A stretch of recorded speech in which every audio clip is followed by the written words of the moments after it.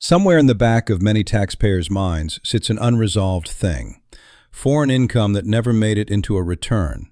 An overseas account nobody asked about. A deduction that, on reflection, should not have been claimed. Most people plan to fix it, eventually. Here is what this presentation will show you. The difference between heavy penalties and none at all usually comes down to one question. Who speaks first, you or the ATO's data? I am Tin-Lok Shea, tax lawyer at Australian Tax Experts. In the next 10 minutes, we will cover what voluntary disclosure is, the remarkable arithmetic of its timing rules, how to make one properly, and a real case where years of undeclared foreign income ended with zero penalties. Four numbers make the case. 80%, the statutory reduction in the base penalty when you disclose before the ATO notifies you that an examination of your affairs is coming. That is not discretion. It is built into the law. 20%, the reduction that still applies even after notification. Late candor is worth less, but it is never worth nothing. $0. The penalties imposed in a case our office ran involving years of undeclared Hong Kong income, disclosed comprehensively before any audit. We will walk through it shortly. And 100 plus, the number of jurisdictions automatically feeding financial account data to the ATO under the Common Reporting Standard. That last number is why the first number has an expiry date. The clock is not your friend, but the law, used early, very much is. So what exactly is voluntary disclosure? It is a formal process, not a confession hotline, by which a taxpayer proactively informs the ATO of an error, omission, or non-compliance before the ATO identifies the issue through its own audit or data matching activities. The subject matter spans the full width of the tax system. Foreign income never declared, overseas bank accounts and assets never reported, deductions claimed incorrectly, GST errors, superannuation obligations missed. And here is the point people find surprising. The ATO actively wants you to do this. Its compliance philosophy prefers cooperative resolution over extended enforcement, and that preference is not just rhetoric. It is written structurally into the penalty law itself, in the reductions we are about to examine. The system genuinely rewards the taxpayer who comes forward. It is one of the few places in tax law where the incentives are exactly where you would want them. Now the arithmetic. One shortfall, four very different outcomes. Suppose $100,000 of tax was avoided. The base penalty runs at 25% for failure to take reasonable care, 50% for recklessness, 75% for intentional disregard. Outcome 1. You disclose before the ATO notifies you of an examination. The base penalty is cut by 80%. A $25,000 penalty becomes $5,000. And where a shortfall is under $1,000, it is reduced to nil entirely. Outcome 2. You disclose after notification while the audit is running. A 20% reduction still applies. Better late than found. Outcome 3. You wait, and the ATO finds it. Full penalties, $25,000 to $75,000 on our example, plus years of general interest charge that has been compounding daily the entire time. Same facts. Same taxpayer. The only variable is the date on the disclosure. Why does timing dominate everything? Because the 80% reduction turns on a single, unforgiving threshold, the day the ATO notifies you that an examination is to be conducted. Before that day, the full reduction is yours. From that day, it is gone, even if you had been intending to act for months, even if your disclosure letter was half drafted. And do not assume the issue is safely invisible. The ATO systems ingest data continuously. Domestic data matching, AUSTRAC reports of international transfers, and Common Reporting Standard exchanges from more than 100 jurisdictions. If you have offshore income or accounts, there is a real chance the ATO already holds the information and simply has not actioned it yet. Which produces the hard truth of this area. Intent counts for nothing. Only the disclosure itself earns the reduction. The race is real, and it is a race against the data, not against an auditor. Now, an important warning. A voluntary disclosure is not simply a matter of ringing the ATO and confessing.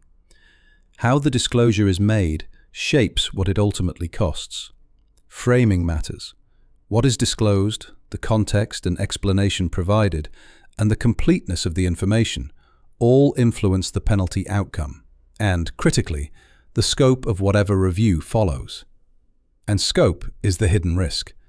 A poorly framed disclosure can inadvertently open up additional years, additional tax heads, and compliance questions that were never part of the original issue.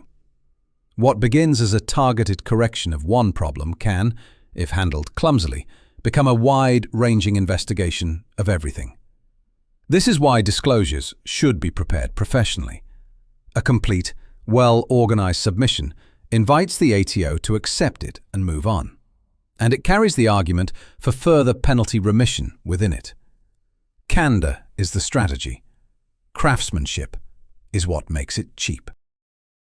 Here is what the proactive path looks like in real life. A client came to our office with a problem years in the making: bank accounts and a business structure in Hong Kong, and income earned there that had never been declared in Australia, across several tax years. Crucially, the ATO had not yet come knocking. No audit, no review, no notification. We prepared a comprehensive voluntary disclosure. Every year quantified, every account documented, the full picture presented in one complete submission. The ATO accepted it and imposed no penalties at all. The outstanding tax was paid, with general interest charges, but the substantial penalty exposure that would otherwise have applied was entirely avoided. Now mark the counterfactual. Had the client waited for a CRS data match to surface those Hong Kong accounts, the same facts would have produced a very different letter. That zero penalty outcome exists only on the proactive side of the timeline. Let us be precise about what waiting actually costs, because "I'll deal with it next year" has a price attached. First, the interest. General interest charge accrues on the unpaid tax from its original due dates, not from when you disclose, at just under 11% a year, compounding daily. On a years-old issue, the GIC is already substantial and growing. Second, that interest got more expensive. Since the 1st of July 2025, GIC is no longer tax-deductible, so the full rate is now borne after tax. The cushion that once softened old tax debts is gone. And third, the biggest cost of all. Detection ends your options. The day the ATO finds the issue first, the 80% reduction, the zero penalty outcomes, the negotiating posture of the cooperative taxpayer, all of it disappears. Waiting does not preserve your options, it spends them. So how is it done properly? 4 steps. First, assess before you approach. Quantify the years involved, the amounts, and the total exposure, including interest, before anything is communicated to the ATO. You want to walk in knowing the whole picture, not discover it mid-process. Second, be complete. Partial disclosures are the classic mistake. They forfeit protection for what was left out and invite exactly the wider review you were trying to avoid. Completeness is not a courtesy. It is the entire strategy. Third, frame it professionally. Present the circumstances, the corrections, and the penalty remission case together in a single coherent submission that makes acceptance easy. And fourth, settle the logistics. Amended returns, payment arrangements for the tax, and GIC remission requests, coordinated as one package rather than left as loose ends. Done this way, most disclosures resolve faster and far more cheaply than the taxpayer feared. Who is this presentation actually for? 3 groups. First, anyone with offshore interests, accounts, property, structures, or income abroad that never made it into an Australian return. With CRS data flowing from more than 100 jurisdictions, this group's window is the one closing fastest. Second, business owners with legacy issues, old GST shortfalls, superannuation guarantee gaps, cash income from years when the systems, and perhaps the advice, were not what they are now. Those issues do not age out, they age in with interest. And third, the broadest group of all, anyone still meaning to fix it. If a past error nags at you, however old, however small, understand that unresolved is the most expensive state it can possibly be in. The question is never whether to address it. It is only how and when. And when has a right answer, before the data does it for you. At Australian Tax Experts, tax lawyers and accountants manage voluntary disclosures as one team, end to end. It starts with a confidential assessment, your exposure quantified, your options mapped, and the timing risks weighed, all before anything is said to the ATO, and all under the protection of proper advice.